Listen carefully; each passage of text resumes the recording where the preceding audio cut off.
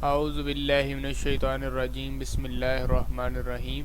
بچوں میرا نام ہے لیادر and you are watching the study skills YouTube channel. بچوں آج کے اس لیکچر میں ہم بیسیکلی پڑھنے جا رہے ہیں کہ سر سید احمد خان کی کون کون سی ایجوکیشنل سروسز ہیں، پولیٹیکل سروسز کیا ہیں، اور اس کے بعد ہم یہ بھی پڑھیں گے کہ impact of Aligarh movement, کہ علی گڑھ موومنٹ کے اثرات کیا ہوئے. ٹھیک ہے جی.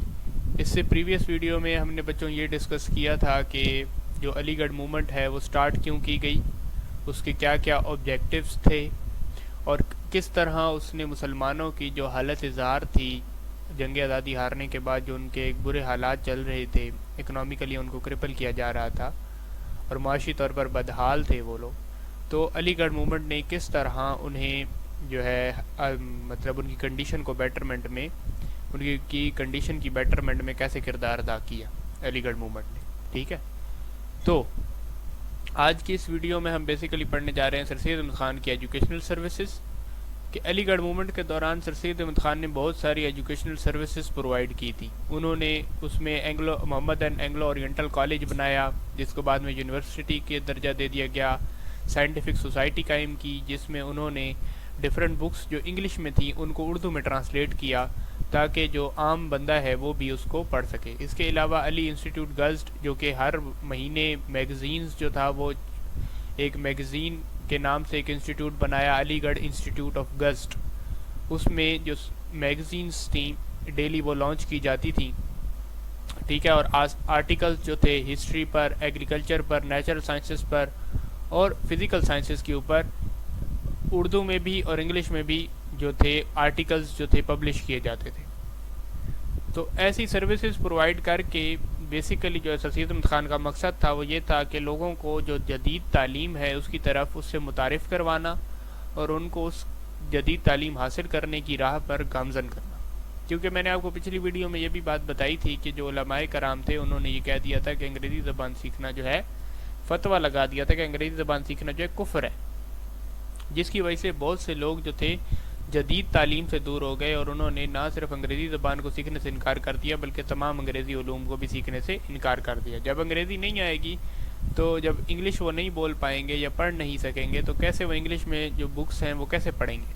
تو سر سید احمد خان نے پھر جو سائنٹیفک سوسائٹی قائم کی 1864 میں، جس میں انہوں نے کچھ کتابیں تھیں جو انگریزی میں کتابیں تھیں ان کو اردو ترجمہ کیا. ٹھیک ہے.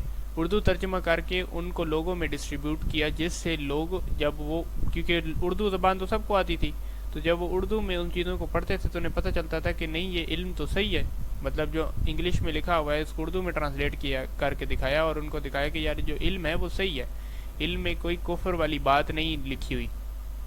ٹھیک ہے نا. اس کے علاوہ ڈیلی بیسس پر جو تھے آرٹیکلز پبلش کرتے تھے ہسٹری کے اوپر، ایگریکلچر کے اوپر، نیچرل سائنسز کے اوپر. ٹھیک ہے. اور فزیکل سائنسز کے اوپر بھی جو ڈیلی بیسس پر لیکچرز جو تھے وہ اپلوڈ، مطلب وہ آرٹیکلز جو تھے ان کے بن کے پبلش کیے جاتے تھے بہت اردو اور انگلش میں، تاکہ جو ہے جس طرح ہم اخبار پڑھتے ہیں ویسے ہی ان کے لیے آرٹیکلز جو تھے پبلش کیے جاتے تھے تاکہ لوگ جو ہے جدید تعلیم سے متعارف ہوں اور انہیں پتہ چلے کہ جو انگریزی زبان سیکھنا ہے وہ کفر نہیں ہے بلکہ اس سے جو جدید تعلیم کے راستے ہیں ہمارے لیے کھلیں گے. ٹھیک ہے جی. اس کے بعد سر سید احمد خان کی کچھ پولیٹیکل سروسز بھی ہیں جن کو ہم ڈسکس کریں گے اس لیکچر میں. ان میں ہے کہ سر سید احمد خان وہ پہلا آدمی تھا جس نے مسلمانوں کے لیے ایک الگ قوم یعنی ایک نیشن کا ورڈ جو ہے وہ یوز کیا. ٹھیک ہے جی. سر سید احمد خان شروع میں یہ سمجھتے تھے، جیسے قائد اعظم محمد علی جناح بھی شروع میں یہ سمجھتے تھے کہ ہندو اور مسلمان ایک قوم ہے اور ہمیں صرف اور صرف انگریزوں کو جو ہے اس ملک سے باہر نکالنا ہے. ٹھیک ہے. تو شروع میں یہ سمجھتے تھے، لیکن جب سر سید احمد خان نے دیکھا کہ یہ جو ہندو ہیں وہ تو مطلب ہمارے ہی خلاف ہیں، ہمیں زبردستی ہندو کرنے کی کوشش کی جا رہی ہے، اس کے علاوہ ہماری جو اردو ہے، اس ٹائم جو سرکاری زبان تھی نا، جو عام لوگ زبان بولتے تھے وہ تھی اردو. ہندوؤں نے اس کو ریپلیس کروایا ہندی کے ساتھ. اس کے لیے ایک انہوں نے پروٹیسٹ کیا تھا 1862 میں، جس کے 1867 میں تو آفیشیل لینگویج کے طور پر اردو کو ہندی کے ساتھ انہوں نے ریپلیس کرنے کا جو تھا وہ موومنٹ لانچ کی تھی، جس کی بنیاد پر سید احمد خان کو یہ لگا کہ جو ہندو ہیں وہ ہمارے ساتھ مل کر کبھی بھی نہیں رہ سکتے اور یہ لوگ ہمارے سراسر دشمن ہیں. اس کے بعد سر سید احمد خان نے مسلمانوں کو ایڈوائز یہ دی تھی کہ آپ پولیٹکس میں فی الحال نہ آئیں بلکہ آپ جدید تعلیم حاصل کر لیں. میں نے پچھلی ویڈیو میں یہ چیز ڈسکس کی کہ جدید تعلیم حاصل کرنا ضروری تھا، کیونکہ اگر آپ لوگوں کو سیاست کی سمجھ بوجھ نہیں ہوگی تو اس سے آپ جو برٹش گورنمنٹ ہے اس کو اپنے خلاف کر لیں گے. ٹھیک ہے نا، کیونکہ سیاست کی سمجھ بوجھ ہونا بہت ضروری ہے. اگر سیاست سمجھ میں نہیں آتی اور اس کے اوپر آپ بات چیت کرتے رہتے ہیں تو اس میں کوئی فائدہ نہیں ہے، آپ لوگوں کا اپنا ہی نقصان ہوتا ہے. تو آپ کو پراپر نالج ہونی چاہیے. اور دوسرا یہ کہ اگر اس ٹائم جو زیادہ تر، اور پھر انہوں نے یہ بھی کہا مسلمانوں سے کہ آپ انڈین نیشنل کانگریس جو ہے، کانگریس کی جو جماعت ہے جو کہ بیسیکلی ہندوؤں کی جماعت تھی، جو کہ ریپرزینٹ تو وہ یہ کرتے تھے نا کہ ہم تمام انڈین کمیونٹیز، جتنی بھی انڈین کمیونٹیز ہیں، چاہے وہ مسلم ہیں، سکھ ہیں، ہندو ہیں، ہم تمام کی ایک ہی پولیٹیکل پارٹی اور وہ ہے Indian National Congress. But with the passage of time یہ پروو ہو گیا کہ جو کانگریس ہے وہ صرف اور صرف ہندوؤں کی جماعت ہے. اس لیے سر سید احمد خان نے کہا تھا کہ جتنے بھی مسلمان ہیں آپ لوگ پہلے پولیٹیکل نالج اکٹھی کریں اور اس کے بعد اپنی ایک پولیٹیکل پارٹی بنائیں تاکہ آپ لوگ اپنا ایک علیحدہ وطن حاصل کر سکیں. کیونکہ ان کے ساتھ اگر انگریز چلے بھی جاتے ہیں تو ہندو جو ہیں ہمیں ہمارا حق نہیں دیں گے، ہمارے حقوق کا خیال نہیں رکھیں گے، وہ اسی طرح زبردستی ہم پر ظلم و مظالم جو ہے وہ جاری رکھیں گے. ٹھیک ہے جی. اس کے بعد امپیکٹ پڑھیں گے ہم اس لیکچر میں، کہ امپیکٹ پڑھیں گے کہ علی گڑھ موومنٹ کا کیا امپیکٹ ہوا. علی گڑھ موومنٹ بیٹا بیسیکلی اس میں جو ہے علی گڑھ موومنٹ کا جو اثر یہ ہوا کہ لوگ جو ہے جدید تعلیم کی طرف گامزن ہو گئے، اور یہ ایک برج بنا، یہ ایک برج ثابت ہوا مسلمانوں اور یہ ایک برج ثابت ہوا مسلمانوں کا جدید تعلیم کی طرف جانے کے لیے. ٹھیک ہے. اور مسلمانوں نے آہستہ آہستہ جو تھا برٹش کلچر کو اور برٹش جو لینگویج تھی انگلش لینگویج کو اسٹڈی کرنا شروع کر دیا، اور آہستہ آہستہ جو ہے وہ ہم لوگوں نے پھر اپنی پولیٹیکل پارٹی بنا لی، اور ایٹ دا اینڈ ہم لوگ جو ہے اپنا ایک سیپریٹ ہوم لینڈ لینے میں کامیاب ہو گئے. ٹھیک ہے. تو ایجوکیشن کا ایک بہت بڑا رول ہوتا ہے. اگر آپ ایجوکیشن جو ہے ایک صحیح وے میں حاصل کرتے ہیں، جدھر سے سید احمد خان نے اپنے مسلمانوں کو کہا کہ آپ صحیح وے میں جو ہے ایجوکیشن حاصل کریں، اور ان کے لیے انہوں نے بہت سارے آپ کے سکولز بنائے ہیں، یونیورسٹیز بنائی، اس کے علاوہ کالجز کافی بنائے تاکہ مسلمان جو ہیں وہ وہاں پر تعلیم حاصل کریں اور اپنی ایک سیپریٹ پولیٹیکل پارٹی بنا کر جو ہے وہ اپنی آزاد وطن کے لیے جد و جہد کا آغاز کر سکیں. ٹھیک ہے جی. تو یہ تھی بیٹا ان کی ایجوکیشنل اینڈ پولیٹیکل سروسز. یہ میں نے آپ کو ایک تھوڑا سا اردو میں سمجھا دیا. اب میں آپ کو انگلش میں پڑھ کر جو اس میں ریڈنگ لکھی ہوئی ہے وہ پڑھ کے سناتا ہوں. بیسیکلی جو میں نے آپ کو سمجھایا بیسیکلی یہ سارا کچھ وہی ہے. ٹھیک ہے نا. لیکن پھر بھی میں آپ کو پڑھ کے سنا دیتا ہوں، شاید کوئی ایسی بات ہو جو میرے سے رہ گئی ہو تو وہ اس میں کور کر دوں گا. ٹھیک ہے جی. Educational services of sir Syed Ahmad Khan. Sir Syed Ahmad Khan establish several educational institution to equip Muslim with modern education. equip Muslim with modern education. ٹھیک ہے جی. جدید تعلیم سے مسلمانوں کو متعارف کروانے کے لیے سر سید احمد خان نے بہت سارے ایجوکیشنل انسٹیٹیوشنز جو تھے، بہت سارے اسکول، کالجز، یونیورسٹیز جو ہے وہ بنائے. ٹھیک ہے جی. The most important among these was Muhammadan Anglo Oriental high school which was founded in 1875. The school was upgraded to status of college in 1877 and then university in 1920. ٹھیک ہے جی. اس میں ان ایجوکیشنل انسٹیٹیوشنس میں جو سب سے زیادہ امپورٹنٹ ایجوکیشنل انسٹیٹیوشن رہا سر سید احمد خان کا، جو کہ سب سے زیادہ فیمس بھی ہوا، ان میں تھا محمدن اینگلو اورینٹل کالج، جس کو MAO ہائی اسکول بھی کہا جاتا تھا. ٹھیک ہے. پہلے ہائی اسکول تھا وہ میٹرک تک 1875 میں، پھر 1875 میں، اس کے بعد 1877 میں اس کو کالج کا درجہ دے دیا گیا، مطلب 12ویں تک کر دیا. اس کے بعد اس کو دین آفٹر ورڈ 1920 میں جو ہے اینگلو محمدن اینگلو اورینٹل کالج جو تھا اس کو 1920 میں ایز اے یونیورسٹی جو ہے وہ کنسیڈر کر لیا گیا اور اس کو یونیورسٹی کا درجہ دے دیا گیا. ٹھیک ہے جی. اس کے بعد سر سید احمد خان نے establish a scientific society in 1864 which translate many important books from English into Urdu language to make them accessible to those who did not know English. میں نے آپ کو یہ بھی بتایا کہ سائنٹیفک سوسائٹی سر سید احمد خان نے 1864 میں 1864 میں جو تھی سائنٹیفک سوسائٹی قائم کی. اس سائنٹیفک سوسائٹی کا مقصد یہ تھا کہ جو انگلش کی کچھ بکس تھیں ان کو اردو میں ٹرانسلیٹ کیا جائے تاکہ وہ لوگ جو انگلش بولنا نہیں جانتے، پڑھنا نہیں جانتے، وہ بھی اب جو ہے نالج حاصل کر سکیں. ٹھیک ہے جی. اور ان کو پتہ چل سکے کہ ان میں کوئی ایسی غلط بات نہیں لکھی ہوئی جس سے کفر کی طرف جو، کیونکہ انہوں نے فتویٰ لگا دیا تھا نا کہ یہ کفر ہے، تو جب انہوں نے یہ بکس پڑھی تو انہیں پتہ چلا کہ یار اس میں تو کفر والی کوئی بات ہی نہیں، یہ تو ایک نالج ہے، ایجوکیشن ہے یہ تو، ٹھیک ہے. اس کے بعد the scientific society also launched a weekly magazine Aligarh institute gazette. اس میں جو سائنٹیفک سوسائٹی تھا وہ ہر ہفتے جو تھا ایک میگزین جو تھا وہ علی گڑھ انسٹیٹیوٹ گزٹ کے نام سے ان 1866 انہوں نے قائم کی. ویکلی میگزین وہ پبلش کرتے تھے وچ پبلش مینی آرٹیکلس، جو کہ بہت سارے آرٹیکلس کو پبلش کیا کرتے تھے آن ہسٹری کے اوپر، ہسٹری کے اوپر آرٹیکلز آتے تھے، ایگریکلچر کے اوپر آتے تھے، نیچرل سائنسز اور فزیکل سائنسز. نیچرل سائنسز اور فزیکل سائنسز جو آج کی فزکس ہے بیٹا، جو آج ہم فزکس پڑھتے ہیں نا، بیسیکلی نیچرل سائنسز جو فزیکل سائنسز ہے وہ فزکس کو کہتے ہیں، اور نیچرل سائنسز جو ہے وہ بایولوجی کو کہتے ہیں.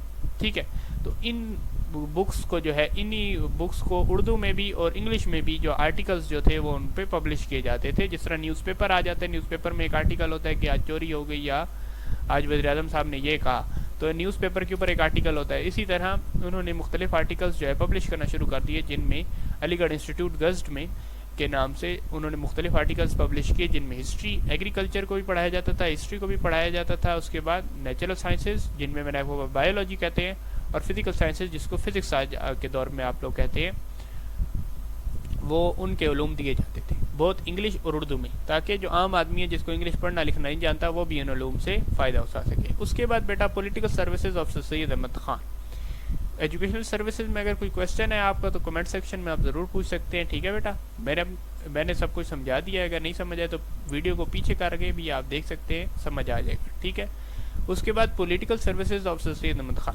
سر Syed Ahmad Khan was the first person to use the word nation for the Muslim of subcontinent. میں نے آپ کو یہ بتایا پہلے بھی کہ سر سید احمد خان نے وہ پہلا شخص تھا جس نے مسلمانوں کے لیے ایک علیحدہ قوم کا ورڈ، نیشن کا ورڈ جو ہے وہ یوز کیا کہ یہ ایک الگ قوم ہے. In the beginning sir Syed Ahmad Khan consider Hindu and Muslim as single nation. Sir Syed Ahmad Khan جو تھے شروعات میں نے آپ کو یہ کہا کہ جیسے قائد اعظم محمد علی جناح تھے شروعات میں، اور سید احمد خان، یہ دونوں جو تھے کنسیڈر کرتے تھے کہ ہندو اور مسلم جو ہیں ایک قوم ہے، ایک نیشن ہے. But with Hindus of Banaras launched a movement in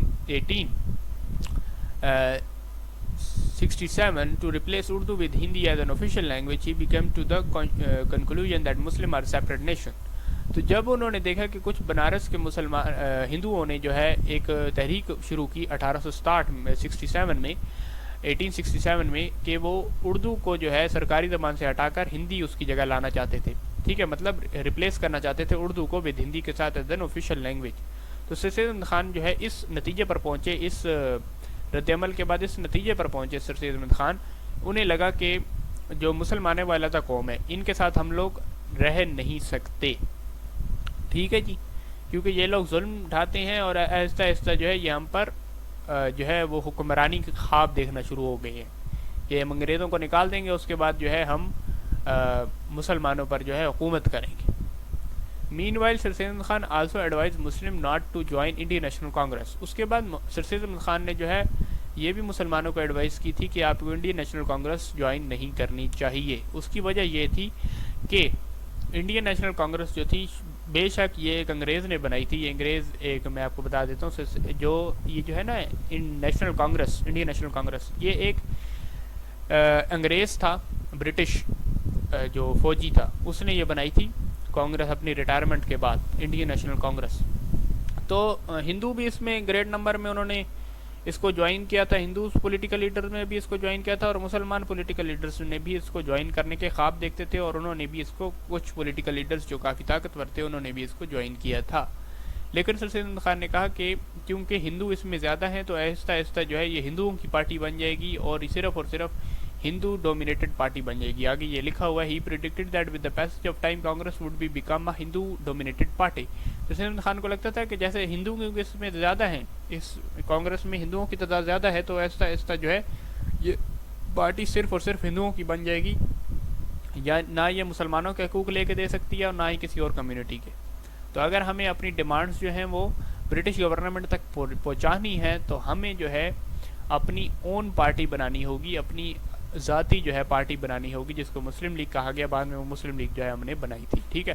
sir Syed Khan also demanded from British that Muslim should be given representation in viceroy imperial council, کہ وائسرائے کی کونسل میں جو ہے مسلمانوں کو ایک نشستیں دی جائے، مطلب سیٹس دی جائیں وائسرے کی کونسل میں، ریپرزنٹیشن کرنے کا ان کو موقع دیا جائے، تاکہ جو مسلمانوں کی ڈیمانڈز ہیں، جب ہمارے اپنے، میں نے پچھلی ویڈیو میں یہ آپ کو بتایا تھا کہ جب ہمارے اپنے پولیٹیکل لیڈرز بیٹھے ہوں گے تو اس سے فائدہ یہ ہوگا کہ ہم لوگ جو مسلمانوں کی جو ڈیمانڈز ہوں گی وہ کنوے کریں گے ان کو۔ ہندوؤں پر ہمیں اعتبار نہیں تھا اور نہ ہی ہندو اعتبار کے قابل تھے، کیونکہ ہندو مسلمانوں کی بات تو سن لیتے تھے کہ یہ مسائل ہیں، لیکن وہ اپنے مسائل تو پیش کرتے تھے لیکن ہمارے مسائل نہیں پیش کرتے تھے مسلمانوں کے جو تھے۔ تو مسلمانوں کے مسائل پیش کرنے کی ضروری تھا کہ ہمارا اپنا پولیٹیکل لیڈر یا پولیٹیکل پارٹی ہو جو ہمارے مسائل جو ہے وہ کنوے کرے ٹو دا برٹش گورنمنٹ۔ ٹھیک ہے جی، امید ہے آپ کو سمجھ آ گئی ہوگی political services of Syed Ahmad Khan. اس کے بعد بیٹا impact of Aligarh movement, کہ علی گڑھ موومنٹ کا امپیکٹ کیا ہوا۔ اس میں سب سے پہلا فائدہ تو یہ ہوا کہ مسلمان جو تھے وہ جدید تعلیم کی طرف گامزن ہو گئے اور جدید تعلیم اور انگریزی زبان سیکھنے لگ گئے، ٹھیک ہے جی، اور جدید تعلیم حاصل کرنے لگ گئے، ٹھیک ہے، اور یہ ایک برج کے طور پر اور یہ ایک برج کے طور پر بھی ثابت ہوا between government and the Muslim nation. جب ہم نے انگریزی تعلیم حاصل کرنا شروع کر دی اور ہم لوگوں نے جو ہے انگلش بکس پڑھنا سٹارٹ کر دی اور انگلش وے آف لائف اختیار کرنا شروع کر دیا، ان کا کلچر اڈاپٹ کرنا شروع کر دیا، تو انگریزوں کو لگا کہ اب یہ جو لوگ ہیں یہ ہمارے مخالف نہیں کھڑے ہوں گے، کیونکہ یہ ایجوکیشن کے لحاظ سے آگے ہیں اور اب یہ جو ہے پڑھے لکھے بن چکے ہیں۔ شروع میں لگتا تھا کہ یہ جاہل ہیں، اس لیے بھی تو جو انسٹیٹیوٹ گرلز تھا، جو علی گڑھ جو موومنٹ تھی، یہ ایک برج بھی ثابت ہوا between government and the Muslim nation. پھر ہمارے پاس اپنے پولیٹیکل لیڈرز آ گئے اور ہم نے ان کو کہا کہ ہماری جو ڈیمانڈز ہیں وہ کنوے کریں۔ Many alumnis of M A O college later secured key positions in government. اس کے بعد کچھ جو الومنیز کہتے ہیں جو طالب علم تھے، اسٹوڈنٹس، ٹھیک ہے، جو ایم اے او کالج کے کچھ اسٹوڈنٹس تھے، انہوں نے بعد میں جو ہے گورنمنٹ میں ایک اہم پوزیشنز پر بھی فائز ہوئے، ٹھیک ہے۔ The students of Aligarh also plays a pivotal role during the freedom movement. جب ہم نے اپنی تحریک آزادی شروع کی، جس کو پاکستان حاصل کرنے کی جو آپ جدوجہد کہہ سکتے ہیں، جب ہم نے وہ شروع کی تو اس موومنٹ میں بھی علی گڑھ کے جو اسٹوڈنٹس تھے ان کا بہت بڑا رول تھا۔